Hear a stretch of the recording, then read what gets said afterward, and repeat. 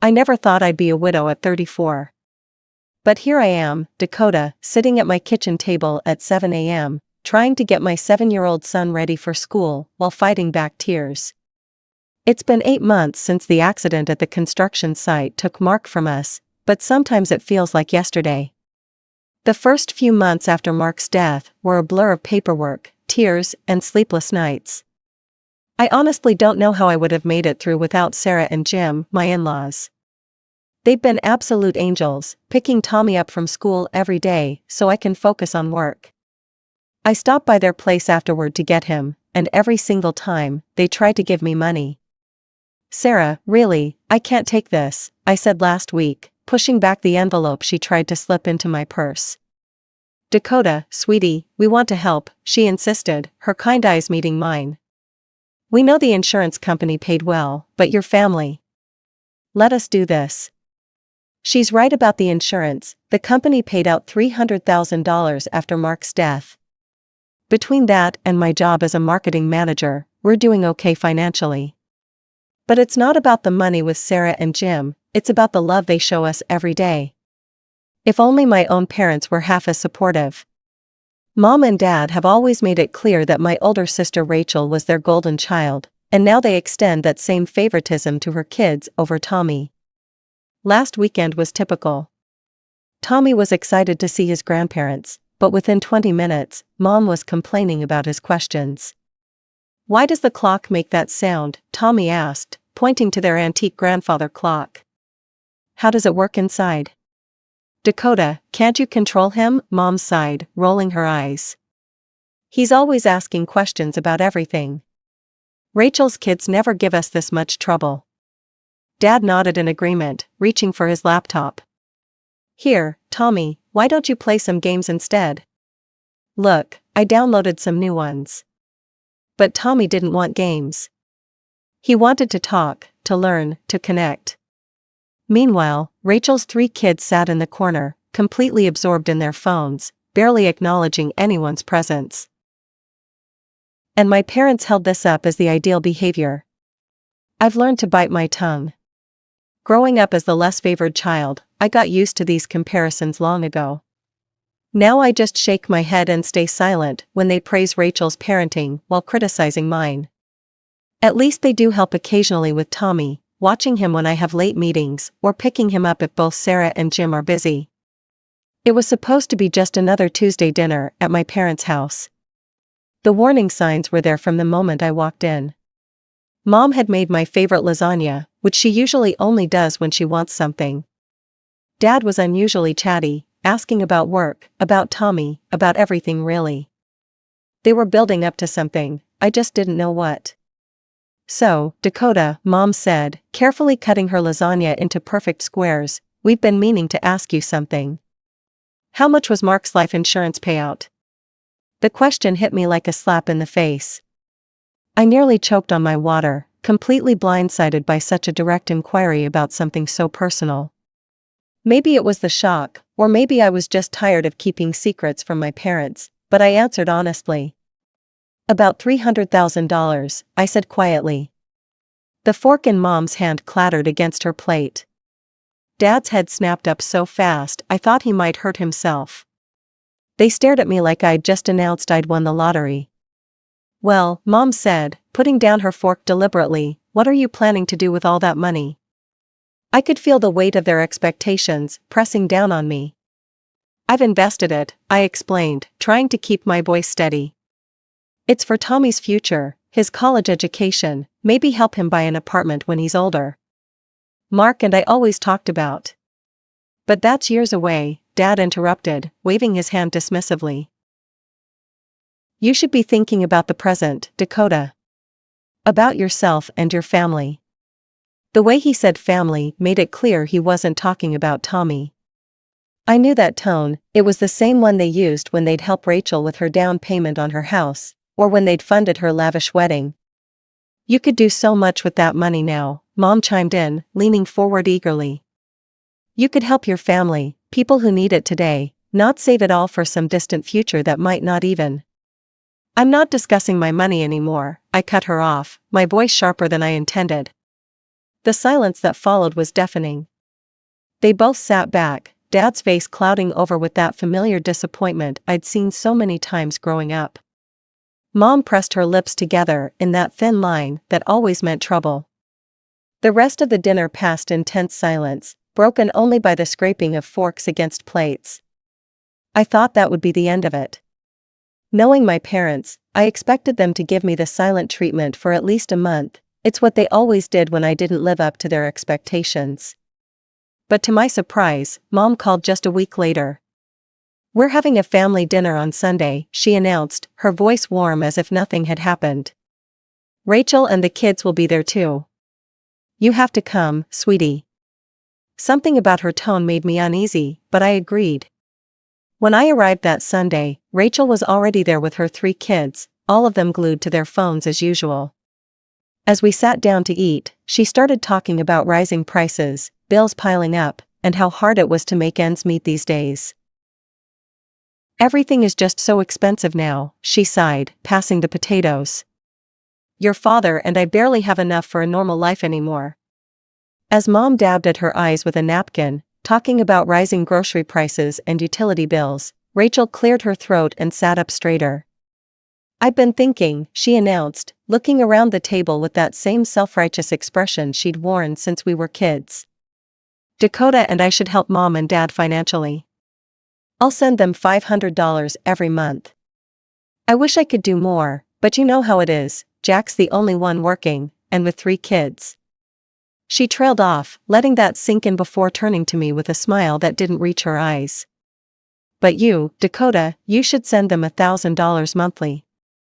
"Excuse me?" I nearly choked on my water. "Well, it makes sense," Rachel pressed on. "You earn really well at your job, and you only have 1 child to support. Plus, with your situation, you have other income now." My blood boiled at her careful avoidance of mentioning Mark's death directly. I wanted to scream that I was a widow, that I didn't have a husband's income to rely on anymore, that the other income she was referring to was meant for my son's future. But Mom was already clapping her hands in delight, and Dad was beaming like it was Christmas morning. "Oh, girls," Mom exclaimed, "you don't know what this means to us."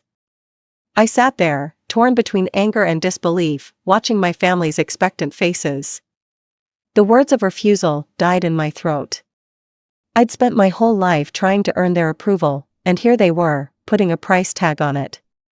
"Fine," I heard myself say, "I'll do it." The first transfer hurt the most. $1,000, gone with a few clicks. I told myself it was worth it if it meant more family support with Tommy. But that fantasy quickly unraveled. "Mom, could you pick Tommy up from school today? Sarah has a doctor's appointment, and I have a late meeting." "Oh, honey, I'm so sorry," Mom's voice crackled through the phone. "I've got such a headache today. You know how my migraines get."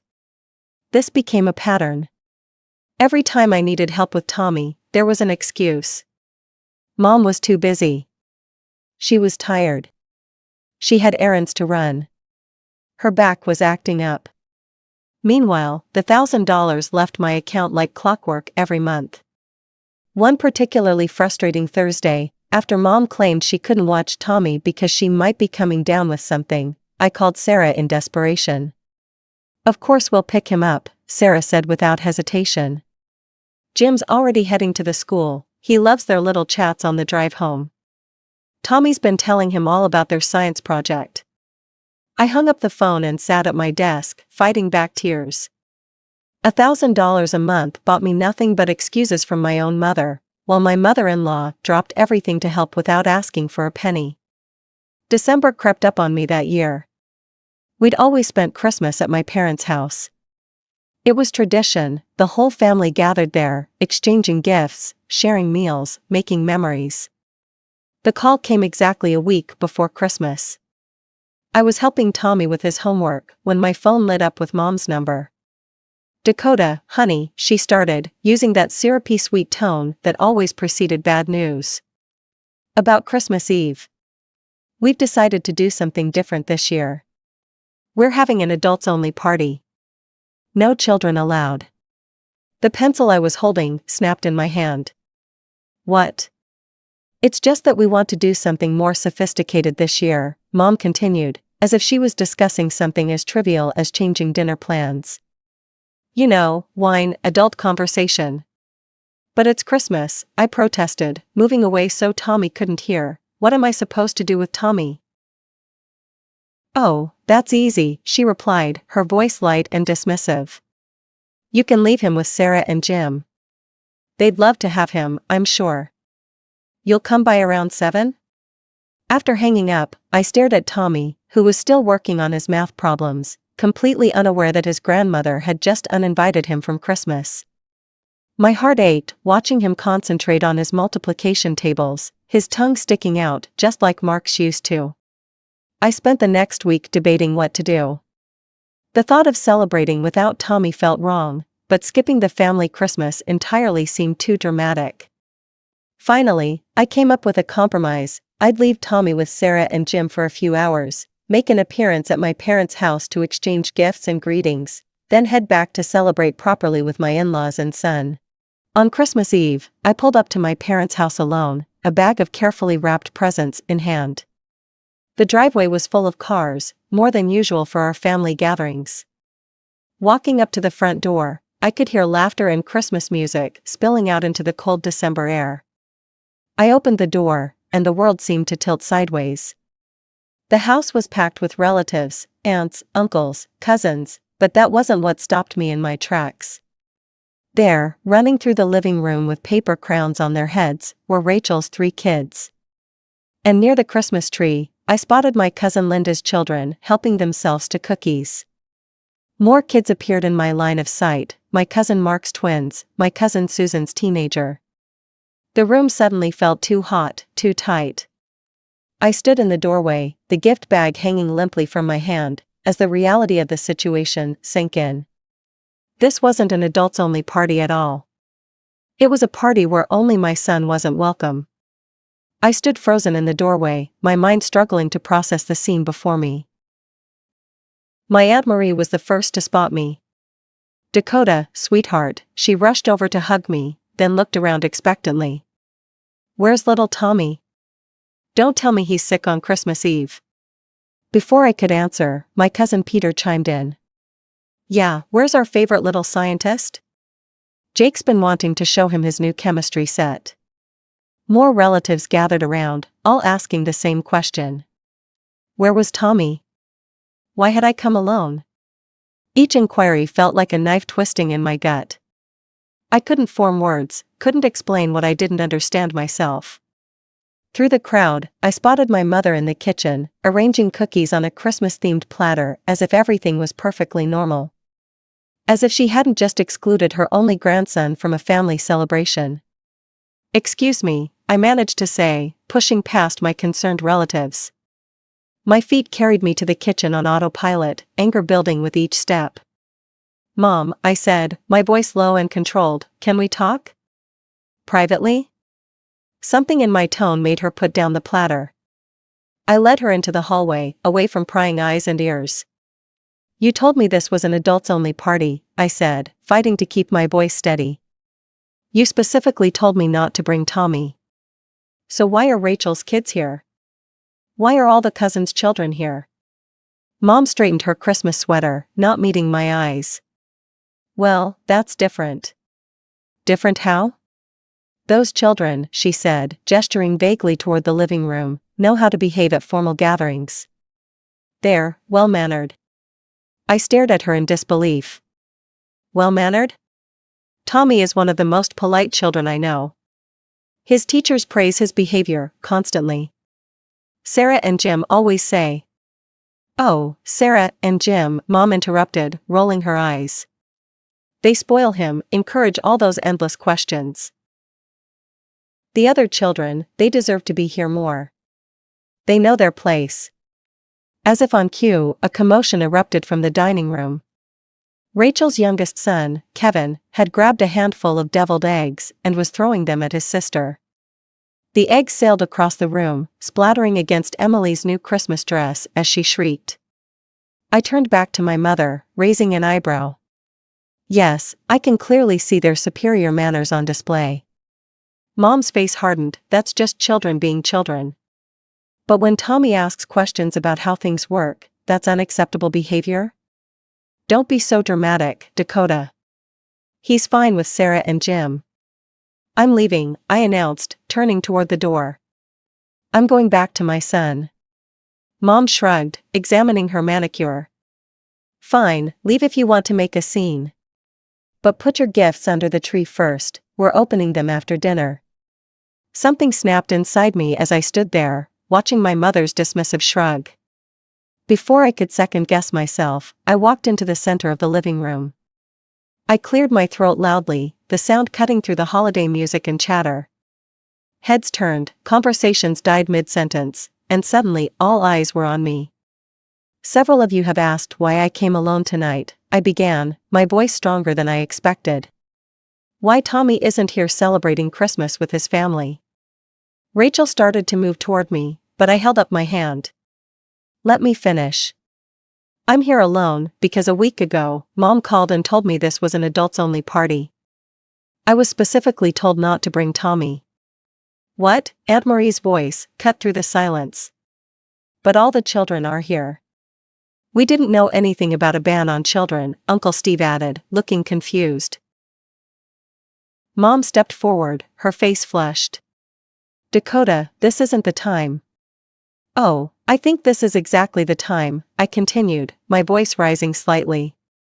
Because, you see, there wasn't really a ban on children. There was a ban on one child. My child. My son, who apparently isn't good enough for this family's Christmas celebration. The room erupted in murmurs. I saw shocked faces, disapproving looks directed at my parents, and confused children watching the adult drama unfold. But that's not even the best part, I laughed, but there was no humor in it. While my son isn't good enough to attend Christmas, I'm apparently good enough to send my parents $1,000 every month. And Rachel here sends $500. Rachel's husband Jack's head snapped up. Wait, what? What $500? The color drained from Rachel's face as Jack turned to her. You're sending your parents money every month? From where? Our account barely covers the bills as it is. Rachel's composure cracked. Her face flushed red as she looked between our parents and her husband. I never actually sent any money, she stammered. Mom and Dad asked me to say I was sending $500 so Dakota would agree to help them financially. They said if she thought I was contributing too. The silence that followed was deafening. I watched comprehension dawn on my relatives' faces as they pieced together what had happened, how my parents and sister had manipulated me into supporting them while simultaneously excluding my child from family events. You're telling me, Aunt Caroline's voice rang out, sharp and clear, that you scammed your own daughter out of thousands of dollars? You're nothing but scammers. Using your own daughter like an ATM while treating her kid like dirt? That's low, even for you too. The room erupted in overlapping voices, some expressing disgust, others demanding explanations. Rachel was trying to explain herself to an increasingly angry Jack, while my parents stood there, their carefully crafted facade crumbling around them. I raised my hand, silencing the ongoing arguments around me. I have something else to say. The room fell quiet again, all eyes returning to me. Mom and Dad stood frozen by the Christmas tree, their faces ashen. Rachel was still trying to explain herself to Jack, but even they stopped to listen. From this moment on, I said, my voice steady and clear, I will no longer be sending you any money. And I won't be maintaining any relationship with you or Rachel. I'm done. Without waiting for a response, I turned and walked out, leaving the bag of gifts by the door. The sound of the door closing behind me felt final, like the ending of a chapter one should have finished long ago. Sitting in my car, I pulled out my phone and opened my banking app. With a few quick taps, I canceled the monthly transfer to my mother's account. It felt like cutting off a chain I'd been dragging behind me for months. The drive to Sarah and Jim's house seemed to take both forever and no time at all. When I pulled into their driveway, I could see Tommy through the window, helping Sarah decorate Christmas cookies. The sight of him, happy and loved, brought tears to my eyes. We spent the rest of Christmas Eve with Sarah and Jim, decorating cookies, singing carols, and watching Tommy's eyes light up as he helped Jim arrange the nativity scene. This, I realized, was what family should feel like. The next morning, while Tommy was still asleep, surrounded by the presents Santa had brought, my phone rang. It was Aunt Caroline. "You might want to hear how things ended last night," she said without preamble. "After you left, it was like a dam broke. Uncle Mike stood up and said he couldn't stay in the house another minute. Then Aunt Marie and Uncle Steve followed. Pretty soon, everyone was gathering their coats and kids. I listened as she described how the relatives had left en masse, not even bothering to say goodbye to my parents. Some had apparently made very loud comments about manipulative behavior and family shame as they walked out. "And Jack?" I asked quietly. "Oh, honey," he was livid. "Packed up the kids right there and then, told Rachel he needed time to think about their marriage. Said he was taking the children to his parents' house for Christmas. Rachel was crying. Your parents were trying to damage control, but it was too late." I could hear her take a deep breath. "I want you to know, Dakota, we're all on your side. What they did to you and Tommy, it's unforgivable." After hanging up, I sat on my bed, processing everything. My phone started buzzing with notifications, text messages from Mom, Dad, and Rachel. They all said variations of the same thing: "We're sorry, we were wrong, please talk to us, we can explain." I read each message once, then archived them without responding. The week between Christmas and New Year's passed in a peaceful blur. Tommy and I spent quiet evenings with Sarah and Jim, played board games, watched holiday movies, and enjoyed the simple pleasure of being with people who truly loved us both. Then, on New Year's Eve morning, the doorbell rang. Through the peephole, I saw Mom and Dad standing on my porch, clutching a large, elaborately wrapped package. My heart thumped against my ribs as I debated whether to open the door. "Dakota, we know you're home," Mom called out, her voice muffled through the door. "Please, we just want to talk." After a moment's hesitation, I opened the door, but stayed firmly in the doorway, blocking their entrance. They looked smaller somehow, less intimidating than they had a week ago. "We brought this for Tommy," Dad said, holding out the package. Through the wrapping paper, I could see the logo of an expensive electronics store. "He doesn't need it," I replied, making no move to take the gift. "Please, Dakota," Mom stepped forward. "We know we were wrong. The way we treated Tommy, the manipulation with the money, we're truly sorry. And we want you to know," Dad added quickly, "that this isn't about the money you were sending us. We really do feel terrible about everything." I studied their faces, searching for sincerity. "Are you sorry because you realize what you did was wrong, or are you sorry because the entire family knows what you did and won't speak to you anymore?" They exchanged glances, and in that brief look, I had my answer. "I think you should leave," I said quietly. "I don't believe you, and I don't trust you. Not anymore." "But we're family," Mom protested, tears welling up in her eyes. "No," I shook my head, "family doesn't manipulate each other. Family doesn't exclude a child from Christmas. Family doesn't scheme and lie to get money. What you did, that's not family." They left eventually, still clutching the unwanted gift, their apologies trailing behind them as they walked to their car. I watched them drive away, feeling not sadness, but relief. In the months that followed, I stuck to my decision. I didn't answer their calls or respond to their texts. Rachel tried reaching out too, but I blocked her number. The money I had been sending to my parents went into Tommy's college fund instead. The funny thing about cutting toxic people out of your life is how much room it makes for better relationships to grow. Aunt Caroline started inviting us over for Sunday dinners. Uncle Mike and his wife had us over for barbecues, where Tommy could play with his cousins.